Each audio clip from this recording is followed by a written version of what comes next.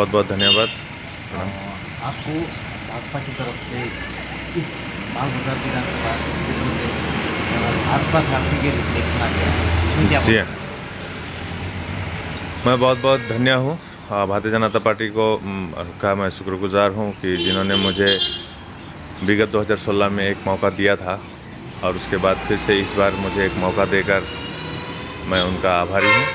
और इस बार का जो चुनाव प्रचार हो रहा है वह बहुत ही बेहतर हो रहा है और मैं भारतीय जनता पार्टी को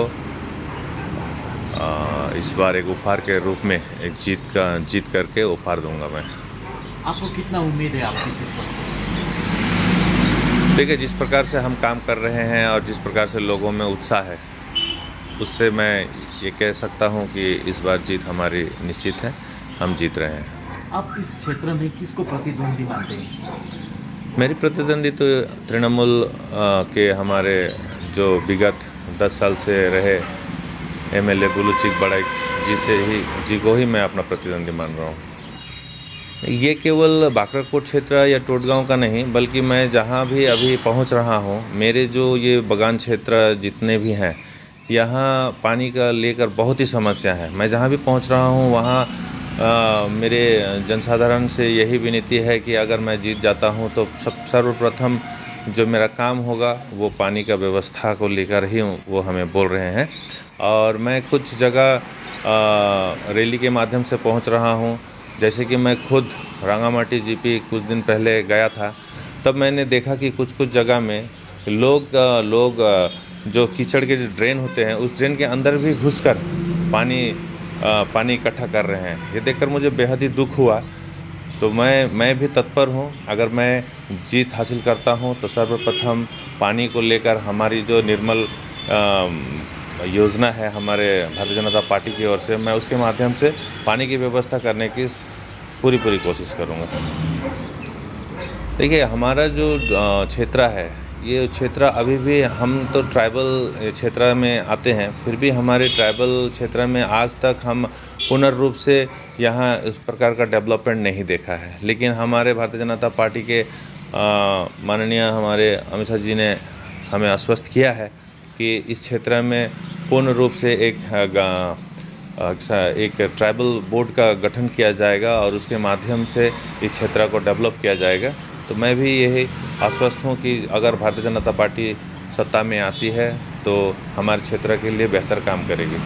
कल भाजपा के महासचिव कैलाश विजयवर्गीय ने बताया था कि भाजपा मई में आएगा और जून में 350 रुपया न्यूनतम हाजिरी होगा। क्या ये जून में ही लागू होगा? देखिए, ये तो कल की प्रक्रिया है, लेकिन मैं इतना ज़रूर जानता हूँ कि लोगों में जो मिनिमम वेजेस को लेकर जो 350 हाजिरी जो हमारी घोषणा पत्र में की गई है, इसको लेकर बेहद उत्साह है। क्योंकि मैं खुद भी एक श्रमिक संगठन से जुड़ा हुआ व्यक्ति हूँ और मैंने भी इसके लिए काफ़ी आंदोलन की है कि हमारे क्षेत्र में न्यूनतम मजदूरी दी जाए।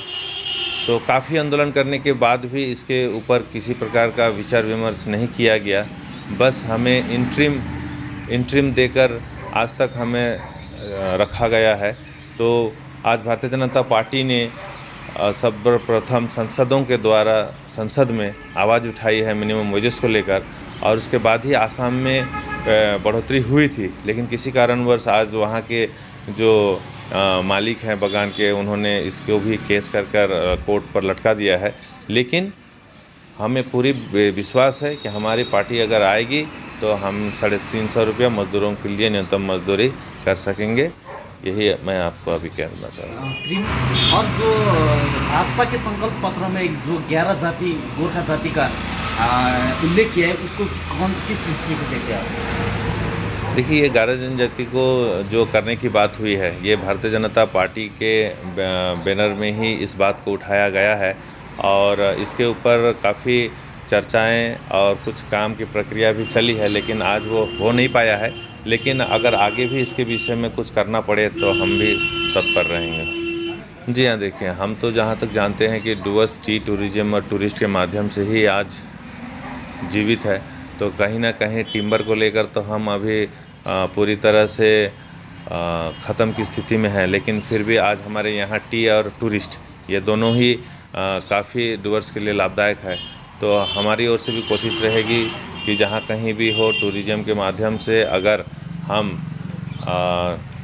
टूरिज़्म की व्यवस्था कर सकें तो हम उसमें ज़रूर करेंगे काम। और इनका डेवलपमेंट बोर्ड जो बनाने की बात, वो बोर्ड बनाने से इस डुवर्स क्षेत्र में क्या क्या बेनिफिट मिलेगा? देखिए, नॉर्थ बंगाल डेवलपमेंट बोर्ड बनेगी तो जिस तरह से ट्राइबलों के लिए कहा गया था कि ये ट्राइबल क्षेत्र है और इसमें काफ़ी सारे योजनाएं बनाई जाती है, लेकिन उसको यहाँ पर सुचारू रूप से लागू कर नहीं सकते हैं। तो अगर जैसे कि हम भारतीय जनता पार्टी की ओर से हम कहते हैं कि डबल इंजन की सरकार होगी तो हम यहाँ पर सुचारू रूप से काम करेंगे। तो अगर ऐसा हुआ तो जाहिर है मुझे लगता है कि भारतीय जनता पार्टी की ओर से हम बेहतर इस क्षेत्र के लिए हम कुछ बेहतर कर सकेंगे। कि भाजपा महंगाई बढ़ाने वाला सरकार, महंगाई को आप लोग बाई चांस सरकार में आए तो कैसे काबू पाएंगे? देखिए, महंगाई को लेकर जो बात चल रही है, अधिकतर बात तो यहाँ पर देखिए आज जो भी हमारे जीवन को जीने के लिए जो चीज़ें ज़रूरत है, जैसे चावल दाल, तो हम ये देख रहे हैं कि ये जैसे पहले रखी गई थी उसी तरह से आज भी उन्हें सुचारू रूप से रखा गया है। अगर महंगाई को देखा जाए तो यहाँ लोग ज़्यादातर पेट्रोल को लेकर और गैस को लेकर ही चर्चा कर रहे हैं कि अभी कोरोना काल में जिस तरह से देश ने माने भारतीय जनता पार्टी ने सबों के लिए किया है, कम से कम आज हमारी अपनी सरकार ने हमें यहाँ माने लोगों को किस प्रकार से रखा जाए इसके बारे में ये सोचा नहीं, लेकिन आज केंद्र में शासित होकर भी हमारे नरेंद्र मोदी जी की ओर से हमें कोरोना काल में जिस प्रकार से सहयोग मिला है, आज उस सहयोग के कारण से देश की स्थिति थोड़ा गंभीर स्थिति में आई है। तो आज कहीं ना कहीं इस स्थिति को बदलने के लिए ये सब शायद हो रहा है, लेकिन कल के दिन में ये सब संपूर्ण तरीक़ा से ठीक हो जाएगी। चैनल देख रहे हैं उन तमाम दर्शकों को क्या कहना चाहते हैं? मैं आपके माध्यम से सभी दर्शकों को हाथ जोड़कर विनती करना चाहता हूं कि अगर वो मेरे क्षेत्र में पढ़ते हैं तो मैं उनसे आग्रह करूंगा कि एक मौका मुझे भी देकर देखें, क्योंकि हमने गत 10 साल से एक हमारे श्रीमान बुल्लू सिंह बड़ैच जी को हमने देखे हैं और उनको देखने के बाद में लोग ज़रूर किसी निर्णय पर पहुंचे होंगे। तो मैं भी उनसे अनुरोध करना चाहता हूं कि एक मौका हमें भी देकर देखें, ताकि हम भी अपने इस वर्ष के लिए, इस हम विधानसभा के लिए हम कुछ कर सकें।